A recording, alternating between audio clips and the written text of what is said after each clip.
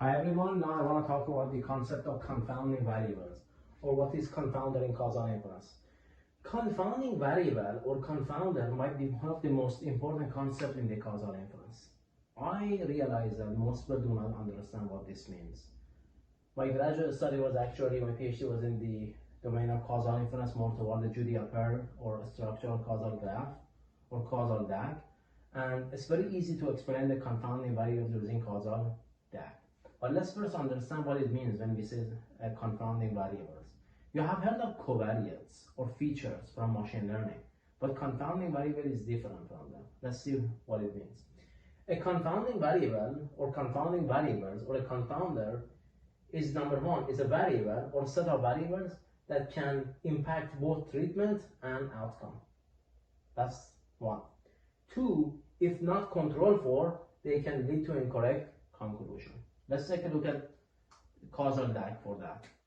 Let's say we have a treatment T, and then we have an outcome O.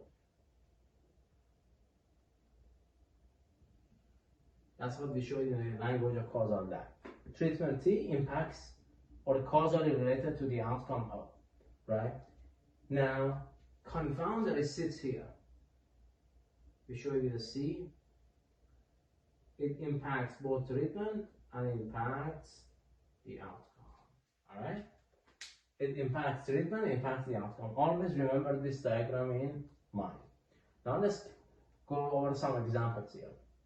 So let's say that you want to prescribe a medication to a patient, and the treatment is amount of dose for this medication. Let's say it's going to be antibiotic, right? Or ibuprofen. Let's say antibiotic. So T is the drug, and O is the patient, I don't know, blood pressure. Let's say T, for example, is aspirin or another pill, whatever. Is the treatment, and O is the patient blood pressure. All right. So you perform this experiment over many patients, and you get some inconsistent result.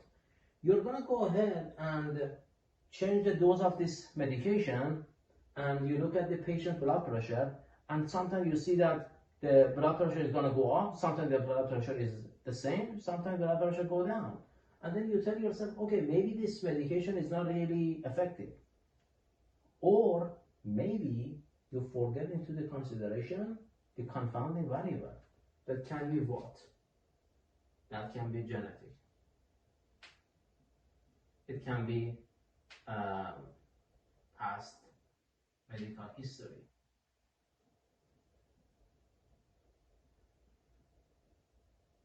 Or other problems.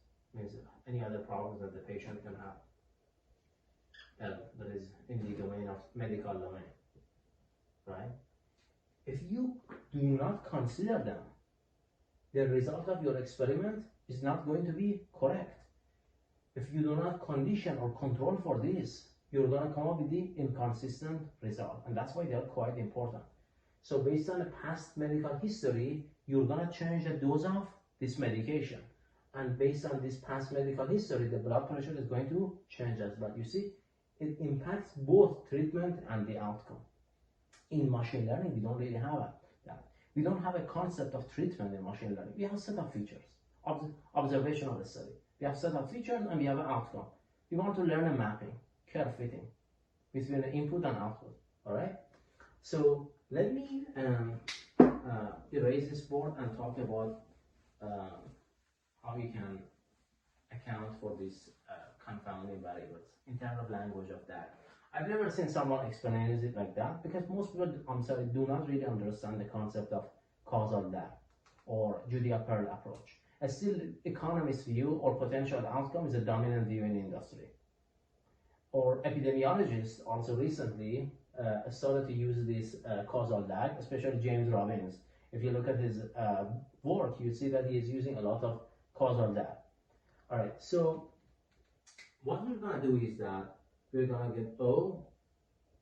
In general, you have M1T. So it's like a plus, I don't know, M naught. That's how you represent this one in a form of the regression.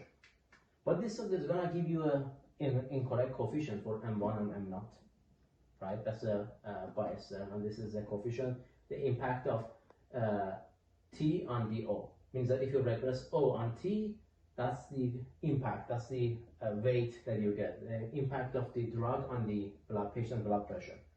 So the way to account for a confounder is to add it to the regression equation, right? Later on I will talk about the cases that when you add it, it will lead to an incorrect result as well. But that's when you have a feedback. We are not gonna get there right now. So this is incorrect. It doesn't account for the confounder.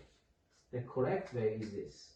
O is equal to M0 M1T plus M2C. Now we can have many C's. M2, it can be M2C1, M3C2, all the way to MNCN, based on how many confounders we have. All right. So what it means is that we're going to condition, we're going to control. Means that we set them to a fixed value. Meaning that what we're going to say is that, hey, if I control for all these variables, I'm going to close the backdoor path. This is a backdoor. You see, the direction of the arrow is into the treatment. So this is a backdoor path. Let me see if I can show it using. This is a backdoor path. This is a backdoor. We're gonna close for all the backdoor path. We're gonna condition. We're gonna close them, right? So therefore, the only wanted path is gonna be this. All those other paths cause that, or all those other ways that we can go from treatment to the outcome, we're gonna close them. Therefore, we're gonna get a desired.